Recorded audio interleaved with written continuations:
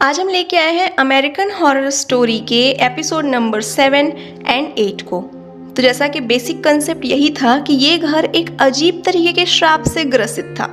यहाँ पर जो भी मरता था उसकी आत्मा हमेशा के लिए यहीं कैद हो जाती थी। तो हमें फिर से घर का पास्ट दिखाया जाता है। घर के पास्ट में कॉन्स्टेंस किसी से फोन में बात कर रही थी, जो कह रहा था कि वो उसके बच्चे जो को आकर ले जाएगा, क्योंकि जो मानसिक बीमारी से पीड़ित है और कॉन्स्टेंस उसका ठीक से ध्यान नहीं रख रही है। ये सुन के कॉन्स्टेंस काफ़ी ज़्यादा उदास हो जाती है, क्योंकि थी तो वो माँ, वो अपने बच्चे को ऐसे कैसे दूर कर दे। और तब सस्पेंसफुली तरीके से लैरी कॉन्स्टेंस के पास आता है। अब लैरी वही आदमी है जो प्रेजेंट में एक जला हुआ इंसान है और पास्ट में वो काफ़ी हैंडसम और जवान था। वो कॉन्स्टेंस के पास आकर उसे सहारा देता है और उसे कहता है कि उसके बच्चे को कोई नहीं लेके जाएगा, जिस पर कॉन्स्टेंस कहती है कि वो आ रही हैं और तुम्हें वही करना है जो मैंने कहा था। अब कॉन्स्टेंस ने लैरी से क्या कहा था हमें नहीं पता। यहाँ पे लैरी एटिक में जाता है। एटिक के रूम में एक विकृत सा बदसूरत सा बच्चा था, जो कि कॉन्स्टेंस का वही बच्चा जो था जिसे लेने के लिए मानसिक बीमारी के अस्पताल वाले आने वाले थे। और लैरी उस बच्चे का तकिए से मुंह दबाकर मार देता है। यानी यही कॉन्स्टेंस ने लैरी से कहा था कि अगर मेरे बच्चे को मैं पाल नहीं पाई तो उसे मार देना, और ये काम वो खुद नहीं कर सकती थी, इसलिए उसने लैरी को ये काम सौंपा था। और हमें पता चलता है कि लैरी कॉन्स्टेंस से प्यार करता था और उसी के साथ रहता था। प्रेजेंट टाइम 2011 में विवियन इस घर को बेचने के लिए तैयार थी, और जब वो डॉक्टर के पास जाती है तो डॉक्टर खबर देते हैं कि विवियन के पेट में ट्विंस पल रहे हैं, 2 जुड़वा बच्चे। यहाँ पर विवियन और बेन तो अनजान थे, पर एज अ व्यूअर हमें पता था कि विवियन का बच्चा बेन का तो नहीं हो सकता, क्योंकि विवियन का उस रात में उस ब्लैक रबर वाले गाय ने रेप किया था। विवियन और बेन के घर को विजिट करने के लिए जो नाम का एक आदमी आया था, जो कि एक पर्शियन आदमी था, और ये पर्शियन आदमी इस घर को खरीदने में काफी इंटरेस्टेड था। विवियन की ब्रोकर मार्सी भी इस घर को बहुत अच्छी बातें बोलकर जो को दिखा रही थी। और यहाँ पर जब मॉयर आती है तो मॉयर हमेशा की तरह उस पर्शियन आदमी को भी बहुत ही खूबसूरत और एक सेक्सी मेड दिखती है। जो तो ठरकी लड़का था, वो तो मॉयर को देखते ही फिदा हो जाता है कि घर के साथ फ्री में एक नौकरानी मिल रही है, वो भी इतनी खूबसूरत। यहाँ पर बातों ही बातों में विवियन घर के मर्डर हाउस होने की और यहाँ पर लास्ट सारे मर्डर्स का इतिहास जो को बताने लगती है, जिससे मार्सी और विवियन में थोड़ी सी झड़प हो जाती है, ये बोलकर कि अगर वो इस तरीके की नेगेटिव बातें घर के बारे में बताएगी तो घर को तो कोई भी नहीं खरीदेगा। जिस पर विवियन कहती है कि वो सिर्फ एक ऑनेस्ट घर वाली बन रही है, ताकि कल को किसी को भी इस घर में आने पर दिक्कत ना हो। जो के जाने के बाद यहाँ पर अगला पोटेंशियल बायर बनकर लैरी आता है। अब लैरी के विकलांग पने को और उसके आधे जले हुए फेस को देखकर मार्सी डर जाती है और वो तुरंत अपनी गन निकालती है, ये कह के कि लैरी इस घर से निकल जाए। जिस पर लैरी कहता है कि भले वो विकलांग है, लेकिन अमेरिकन लॉ के हिसाब से उसे भी हक है कि वो घर को खरीद सकता है, इसलिए वो यहाँ पर घर को खरीदने के लिए आया है। और अगर मार्सी ने उसके साथ कुछ भी उल्टी सीधी हरकत की तो वो उसको कोर्ट खींच के ले जाएगा। और यहाँ पर वो लंबे चौड़े अपने डिसेबिलिटी, अपने विकलांगता के ऊपर बने हुए कानून को मार्सी को गिनाने लगता है। थक हार के मार्सी और विवियन भी उसे अपने घर को विजिट कराने लगती हैं, लेकिन पता नहीं क्यों लैरी को घर के फायर प्लेस से कुछ ज्यादा ही एडिक्शन हो रहा था, उसे आग से कुछ ज्यादा ही लगाव आ रहा था। इस तरीके से 2-3 बायर्स आकर घर को देखते हैं। रात में विवियन जब रूम में अकेले सो रही थी तो वो इमेजिन करती है कि वो इंटरकोर्स कर रही है, लेकिन किसके साथ? तो कभी उसे बेन नजर आता था, कभी उसका सिक्योरिटी गार्ड नजर आता था, और कभी कभी तो वो ब्लैक रबर मैन नजर आता था। विवियन चौंक के उठ जाती है कि उसके साथ आखिर ये हो क्या रहा है। इस घर में कुछ तो अजीब चीजें थी जो अब विवियन पर हावी हो रही थी।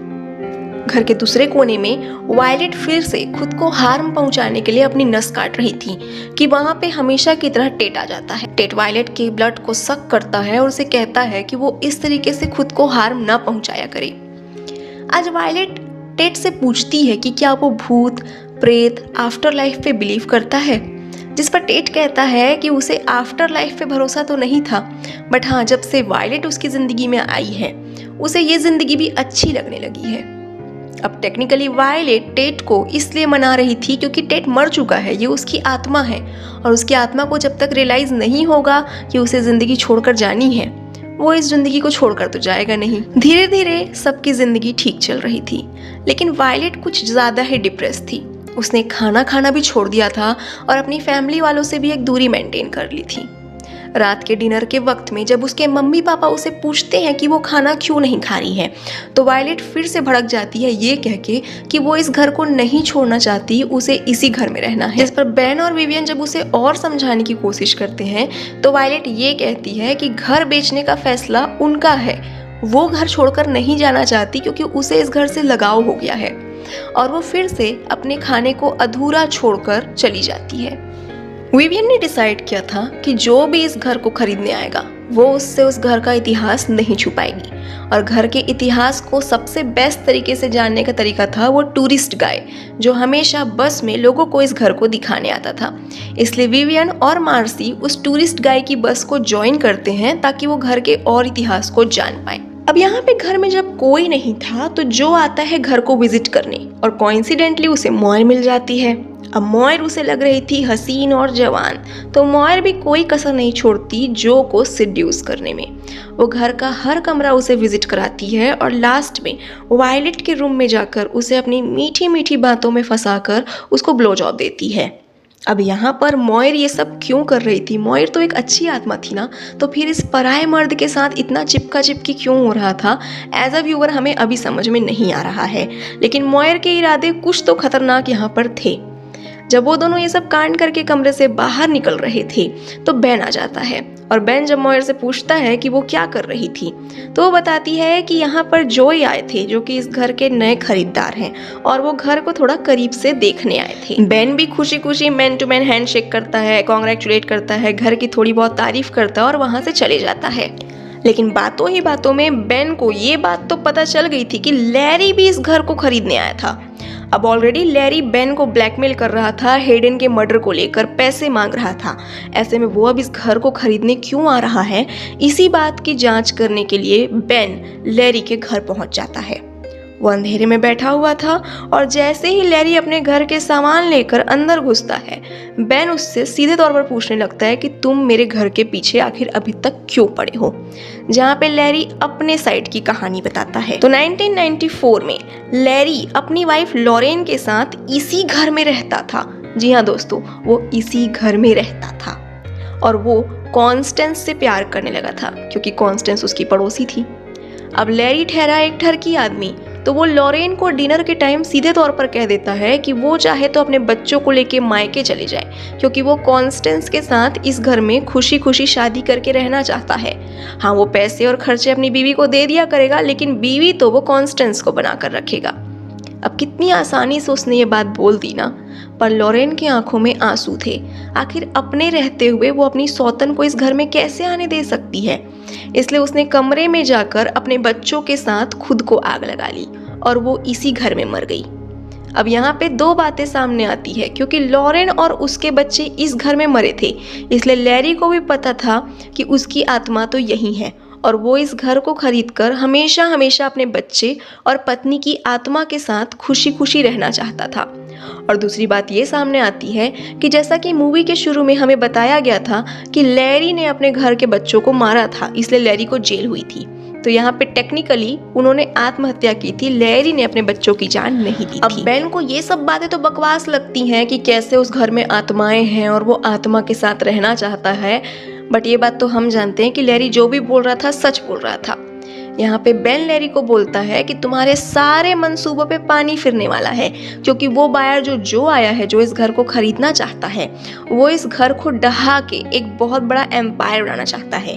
तो अगर तुमको घर खरीदना है तो पहले उसे जाके रोको क्योंकि वो तो खरीदने वाला है घर। लैरी का यहाँ पे खून खौल जाता है और वो बोलता है कि वो घर मेरा है, मैं भी देखता हूँ कि ऐसे कैसे वो आकर इस घर को खरीद के इस घर को तोड़ सकता है। बट यहाँ पे बेन की बातों से हम एक चीज तो समझ लिए थे, अगर ये घर टूटता है तो जाहिर सी बात है कि इस घर की सारी आत्माओं को ये ठिकाना छोड़ना पड़ेगा। और अब हमें समझ में आता है कि मॉयर जो को इसीलिए सेड्यूस कर रही थी ताकि वो उसे कन्विंस कर सके कि वो इस घर को ना तोड़े, ताकि मॉयर इस घर में शांति से रह सके। अब आगे विवियन और मार्सी हॉरर हाउस का टूर लेने के लिए टूरिस्ट बस में बैठी थी और आज ये टूरिस्ट गाइड इन्हें 1926 की कहानी बता रहा था। वो कहता है कि जैसा कि हमें पता है 1922 में लॉरा और उनके हस्बैंड डॉक्टर चार्ल्स ने इस घर को बनवाया था और डॉक्टर चार्ल्स इलीगल तरीके से जानवरों की सर्जरी करते थे और साथ में लड़कियों का अबॉर्शन करते थे। तो जब उनके बच्चे का किडनैप हो गया और किडनैपर ने बच्चे के टुकड़े भिजवाए थे, डॉक्टर चार्ल्स ने बच्चे को जोड़ तोड़ के एक नया ही क्रिएचर बना दिया और उस क्रिएचर को उनकी बीवी को गिफ्ट किया ये बोलकर कि हमारा बच्चा वापस आ गया है। उनकी बीवी जब कमरे में गई तो पालने में एक कपड़ा ढका हुआ था, लेकिन पालने में उनका बच्चा नहीं था और पीछे अचानक एक भूतिया क्रिएचर आता है जो उनकी बीवी को बहुत नोचता है, बहुत मारता है। लॉरा की तो हमेशा से इच्छा थी कि उसका बच्चा वापस आए, लेकिन वापस आया तो टुकड़ा, और टुकड़े को जोड़कर एक राक्षस बना दिया उसके पति ने। इसलिए वो फिर से बेसमेंट में जाती है जहाँ पे डॉक्टर ड्रग्स के नशे में एक अलग जानवर का ऑपरेशन कर रहा था। वो अपने पति को अप्रिशिएट करती है कि इतने सालों तक ये तो तुमने करिश्मा कर दिया। और डॉक्टर अपनी बीवी के मुंह से ऐसे शब्द सुनकर खुश हो जाता है कि इतने सालों में ही सही उसकी बीवी उसे अप्रिशिएट कर रही है। और जैसे ही वो अपनी बीवी के कदमों में बैठकर उसे गले लगाता है, लॉरा अपने हस्बैंड को शूट कर देती है, उसका खेल खत्म करती है, पर खुद भी सुसाइड कर लेती है। और इस कारण ऐसा कहा जाता है कि डॉक्टर और उनकी वाइफ लॉरा की आत्मा इस घर में अभी भी भटकती है। विवियन और मार्सी इस चीज को सुनकर शॉक हो जाते हैं कि लो, एक और मर्डर इस घर में हुआ था। इस तरीके से ये टूरिस्ट बस और भी खतरनाक खतरनाक कहानियां सुनाती है, जिसे विवियन और मार्सी ध्यान से सुनते हैं ताकि उन्हें इस घर का रक्त रंजित इतिहास समझ में आए। कुछ दिनों बाद विवियन जब जनरल टेस्ट्स के लिए अपने डॉक्टर के पास जाती है तो वो उसे बताती है कि वो जैसे ही इस घर से बाहर निकलती है उसे बीमार लगने लगता है, लेकिन जब वो इस घर में रहती है तो उसे बुरे बुरे सपने आते हैं। उसे समझ नहीं आ रहा कि वो क्या करे। अब डॉक्टर बीइंग अ डॉक्टर उसे डॉक्टरी वाली ही एडवाइस देती है कि ये क्लियर साइन है ये बात कि विवियन ऐसे समय में घर को चेंज ना करे, उसे आराम की जरूरत है। इसलिए वो घर को बेचने का ख्वाब अपने दिमाग से निकाल दे। डिलीवरी के बाद घर चेंज करना चाहे तो कर सकती है। बात विवियन को भी जच जाती है कि कुछ दिन ठहरने के बाद वो घर को बेचे तो ठीक रहेगा। आज रात को बहुत दिनों बाद लैरी को अपने पुराने प्यार कॉन्स्टेंस की याद आती है। वो कॉन्स्टेंस के लिए कुछ रोजेस लेके उसके घर के पास जाता है, लेकिन कॉन्स्टेंस से दूर अंधेरे में खड़े रहता है, ये सोचकर कि उसका जला हुआ चेहरा देखकर शायद कॉन्स्टेंस उससे फिर से प्यार ना करे। लेकिन कॉन्स्टेंस तो कॉन्स्टेंस है भाई, अपनी बेटी तक को वो ताने मारती थी तो फिर पुराना बॉयफ्रेंड क्या चीज़ है। लैरी की जली हुई शक्ल देखकर वो उसे बहुत सुनाती है, बहुत खरी खोटी कहती है और उसे भगा देती है। बेचारे लैरी का दिल टूट जाता है। इसी के साथ में फिर से वो लैरी को ताना मारती है कि चाहो तो उस घर को खरीद लो, क्योंकि जो तो आकर इस घर को तोड़ने वाला है। इधर रात में वायलेट अपने घर के एटिक में जाती है, जहाँ पे उसे कॉन्स्टेंस का वो विकृत बच्चा जिसको एटिक में ही मारा गया था उसकी आत्मा आकर डराने लगती है, जिस पर टेट आकर अपने भाई को शांत कराता है और वायलेट से दूर करता है। वायलेट को संभालते हुए ये कहता है कि तुम अब इवोल्यूएट हो गई हो, तुम अब मॉडिफाई हो गई हो, तुम्हें भूत भी दिखने लगे हैं। टेट को शांत करने के लिए टेट घर की पुरानी फोटोज भी वायलेट को दिखाता है कि ये देखो, पहले घर ऐसे दिखता था और ये घर के पुराने मालिक मालकिन थे जिन्होंने इस घर को बनाया था। जिस पर वायलेट लॉरा, डॉक्टर चार्ल्स और उनके मरे हुए बच्चे की फोटो देखती है कि ये दोनों कितने हैप्पी कपल थे। दूसरी तरफ कॉन्स्टेंस जो से मिलने जाती है और उससे रिक्वेस्ट करती है कि वो भले घर को खरीद ले लेकिन घर को तोड़े मत। पर जो एक ठरकी के साथ साथ बदतमीज आदमी भी था और वो कॉन्स्टेंस को बहुत ही कड़क शब्दों में कहता है कि मुझे मेरा काम मत बताओ, मुझे उस घर से प्रॉफिट निकालना है और मुझे उस जमीन से मतलब है। तुम्हें पड़ी है तो तुम पैसे दो और उस घर को खरीदो और उसको सहेज के रखो। कॉन्स्टेंस भी जानती थी कि उसके बच्चों की सारी आत्माएं, फिर चाहे वो टेट की आत्मा हो चाहे बो की आत्मा हो, वो उस घर में कैद है और अगर घर टूटा तो वो अपने बच्चों से कभी नहीं मिल पाएगी। उसे लगा था कि शायद बातचीत से मामला हल होगा, पर जो के इरादे तो सही थे ही नहीं। इसलिए वो रोते रोते घर जाती है और आज कॉन्स्टेंस की आंखों में आंसू देखकर मॉयर के कलेजे को बहुत ठंडक पहुंचती है। मॉयर कॉन्स्टेंस को कहती है कि मुझे तुम्हें आज रोते देखकर बहुत अच्छा लगा है, क्योंकि हमेशा तो तुम मुझे रुलाती थी ना।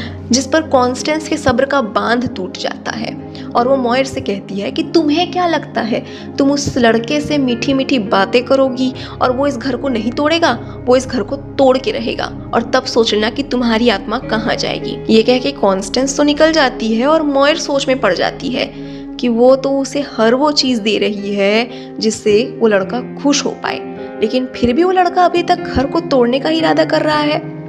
यहाँ पे मॉयर के इरादे ये थे कि जब ये घर नहीं टूटेगा तो वो उस लड़के से कहेगी कि पीछे एक स्विमिंग पूल बनाओ, और स्विमिंग पूल के बहाने जब घर को खोदा जाएगा और मॉयर की लाश सामने आएगी तब कहीं मॉयर अपनी लाश का अंतिम संस्कार कराकर इस आत्मा के बंधन से मुक्त। बट अब ये जानकर कि घर चाहे कुछ भी कर ले टूटने ही वाला है, मॉयर का भी दिमाग खराब हो गया था कि इतने दिन तक वो उसको सेक्सुअली सेटिस्फाई कर रही थी सिर्फ इसलिए कि वो घर को तोड़ दे। इधर कॉन्स्टेंस भी टेट से आखिरी अलविदा कहने जाती है, पर टेट हमेशा की तरह उससे नाराज था। वो एटिक में जाकर बो को गले लगाती है और कहती है कि मम्मा तुमसे बहुत प्यार करती है, लेकिन ये उनका आखिरी गुड बाय है। और कॉन्स्टेंस काफ़ी रोती है क्योंकि सब कुछ अब उसके हाथों से भी निकल चुका था। ये घर फाइनली टूटने वाला था, लेकिन फिर भी कुछ लोग तो थे ना जो चाहते थे ये घर ना टूटे, तो एक आखिरी ट्राई करने में क्या जा रहा है। लैरी, कॉन्स्टेंस और मॉयर मिलके एक प्लान बनाते हैं जिसपे एक मॉयर एक खूबसूरत नौकरानी बनकर फिर से जो को घर में इनवाइट करती है रात के अंधेरे में। वो जो को बेसमेंट में लेके जाती है और जो भी खुश हो जाता है, उसे लगता है कि आज तो चांदी हो गई, रात में टनाटन होगा। लेकिन मॉयर ब्लो जॉब देने के बहाने उसके पीनस को काट देती है। अब अपने प्राइवेट पार्ट कट जाने के दुख में जब वो चिल्लाते ही रहता है तो पीछे से लैरी आकर एक प्लास्टिक शीट से उसके मुंह को ढक देता है और तब तक चोक करता है जब तक कि वो बेहोश ना हो जाए। कॉन्स्टेंस आकर कहती है कि जो भी करना है इसे घर के बाहर ले जाके मारो, वरना इसकी भी आत्मा इस घर में कैद हो जाएगी और हमें आखिरी दम तक सताती रहेगी। और बस जो इस घर को तोड़ने के बहाने खोज रहा था, लैरी ने उसकी गर्दन तोड़ दी और वो मर गया। अब इन सब चीज़ों से बेखबर कि बेसमेंट में क्या धूम मच रहा है, विवियन अपनी बेटी वायलेट से बात करने जाती है ताकि उसका मूड ठीक हो। यहाँ पे वायलेट अपने और टेट के प्यार को लेकर कंफ्यूज थी कि उनका रिश्ता है कैसा, इसलिए वो प्यार के इजहार वाली बातें अपनी मॉम से करती है और बातों ही बातों में वो अपनी मम्मी विवियन को घर की पुरानी तस्वीरें दिखाती है। विवियन तो देख के शॉक हो जाती है कि लॉरा की फोटो, और लॉरा तो वही लेडी थी ना तो कुछ दिन पहले घर देखने आई थी, तो ऐसा कैसे हो सकता है कि एक मरी हुई औरत घर देखने आई हो। और इस सस्पेंस के साथ ये एपिसोड 8 का नाम है रबर मैन और इसकी स्टोरी काफी स्ट्रेट फॉरवर्ड और छोटी सी है। तो 2011 में विवियन और बेन घर के जब शिफ्ट होने की बात कर रहे थे उसके 6 महीने पहले का सीन दिखाया जाता है कि लॉरा की आत्मा अपने घर को देखकर बहुत रोती है कि उसके घर में ये कौन आने वाला है, कौन उसके घर को छीन रहा है। और हमें पीछे से एक आदमी की परछाई दिखाई देती है जो लॉरा के शोल्डर पे हाथ रख के उसे पूछता है कि क्या चीज़ है जो उसे खुश करेगी, जिस पर लॉरा कहती है एक बच्चा मेरी जिंदगी में रंग भर देगा और मैं खुश हो जाऊंगी। और ये आदमी कौन था? यही आदमी विवियन और बेन के शिफ्ट होने के बाद उस ब्लैक रबर ड्रेस को पहना, विवियन का रेप किया ताकि विवियन एक बच्चे को पैदा कर सके। और अब खुलता है इस सीरीज का सबसे बड़ा सच कि वो रबर मैन और कोई नहीं टेट था। तो टेट ऐसा घटिया काम क्यों किया? अपनी ही गर्लफ्रेंड की मम्मी का रेप किया जस्ट बिकॉज ऑफ बेबी, ताकि वो एक बच्चा जन्म दे सके और उस बच्चे को वो उठा के लॉरा को दे सके। इन सभी सस्पेंस से पर्दा खुलेगा आने वाले एपिसोड में। प्रेजेंट डे में विवियन मार्सी को बताती है कि ऐसा कैसे हो सकता है कि घर की मरी हुई ऑनर नोरा कुछ दिन पहले घर को विजिट करने आई थी, जिस पर मार्सी बातों को संभालते हुए कहती है कि हो सकता है कि ये नोरा की कोई ग्रैंड डॉटर हो या फिर कोई ग्रेट ग्रैंड डॉटर हो जो कि घर को देखने आई हो और उसकी शक्ल अपनी दादी या परदादी से मिलती हो। विवियन को बात हल्की सी लॉजिकल तो लगती है कि हो सकता है शक्ल की सिमिलैरिटीज के कारण वो कंफ्यूज हो गई, पर सच्चाई तो हम ही जानते थे ना कि ये सच में नोरा ही थी जो अपने घर को देखने आई थी। अब घर फिर से हमारे पास्ट की कहानी दिखाता है। 2010 में जब वो गे कपल चैड और पैट्रिक यहाँ पे रहते थे तो हम जानते थे कि उनका रिलेशनशिप कुछ अच्छा नहीं चल रहा था।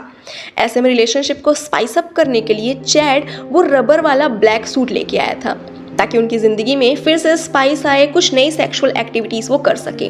और रात में जब वो इस कपड़े को पहन के पैट्रिक को सिड्यूस करता है तो पैट्रिक उसको भाव ही नहीं देता और उनके बीच फिर से आर्ग्यूमेंट होने लगती है इस बात को लेकर कि रिश्ते में कौन ज़्यादा सेक्रीफाइस कर रहा है, कौन ज़्यादा खुश है, कौन ना खुश है। जिस पर पैट्रिक कहता है कि हमें एक बच्चा कर लेना चाहिए, शायद बच्चा आने से हमारी ज़िंदगी ठीक हो जाए। और इस बीच बातों ही बातों में पैट्रिक कहता है कि इस घर से उसे बुरी वाइब आती है, ऐसा लगता है वो इस घर में खुश नहीं है। इस तरीके से उन दोनों में जम के लड़ाई होने लगती है। यहाँ पे नोरा बहुत उदास थी, वो रो रही थी और उसे शांत करने के लिए टेट आता है। टेट जो है वो नोरा को कहता है कि मैं जानता हूँ तुम्हें एक बच्चा खुश कर सकता है, पर ये गे कपल बच्चा नहीं करने वाले हैं भाई, इसलिए हमें इस रास्ते से इन्हें हटाना पड़ेगा ताकि कोई नया कपल आए और हम उनसे बच्चा पैदा करवाएं। और यही रीजन था कि वो ब्लैक कलर का लेदर ड्रेस पहन के टेट ने ही दोनों कपल्स को मारा था, जिसके कारण पुलिस को ये लगा था कि झगड़ा करते करते ही मर गए साले। तो इस तरीके से इनिशियल फर्स्ट और सेकंड एपिसोड में जो हमें दिखाया गया था कि उन गे कपल्स की मौत कैसे हुई, उसका राज खुल गया कि उन गे कपल्स को टेट नहीं मारा था सिर्फ और सिर्फ नोरा की खातिर। लेकिन अभी तक इस राज से पर्दा नहीं उठा कि आखिर टेट नोरा की मदद कर क्यों रहा है एक बच्चा हासिल करने के लिए। पर बात तो यही है ना, 2011 आ गया लेकिन नोरा को अभी तक बच्चा नहीं मिला। अरे मिलेगा कैसे भाई, विवियन जब डिलीवर करेगी तब तो मिलेगा ना। और नोरा इसी बात का शोक मना रही थी कि बच्चा कब आएगा कि हेडन उससे मिले। यहाँ पे हेडन नोरा से मीठी मीठी बातें करती है, उससे मातृत्व की बातें करती है कि कैसे वो भी प्रेग्नेंट थी बट उसे भी मार दिया गया, इसलिए वो नोरा का दर्द अच्छे से समझ सकती है। और इस सहेली और भाईचारे की बातें में ही हेडन नोरा को एहसास करवाती है कि वो मर चुकी है, इसलिए जो भी दर्द हो रहा है उसकी आत्मा को हो रहा है।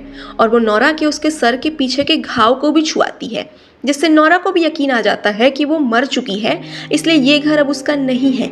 लेकिन हाँ, बच्चा तो वो लेकर रहेंगी। और उन दोनों के बीच में डील होता है कि क्योंकि विवियन ट्विंस को जन्म देने वाली है, इसलिए एक बच्चा होगा हेडन का और एक बच्चा होगा नोरा का। हेडन एक बुरी आत्मा होने के नाते एक टीम बनाने लगती है सारी बुरी आत्माओं का जो इस घर में कैद थी, just because for a sake of baby, ताकि वो विवियन के बच्चे को हड़प सके।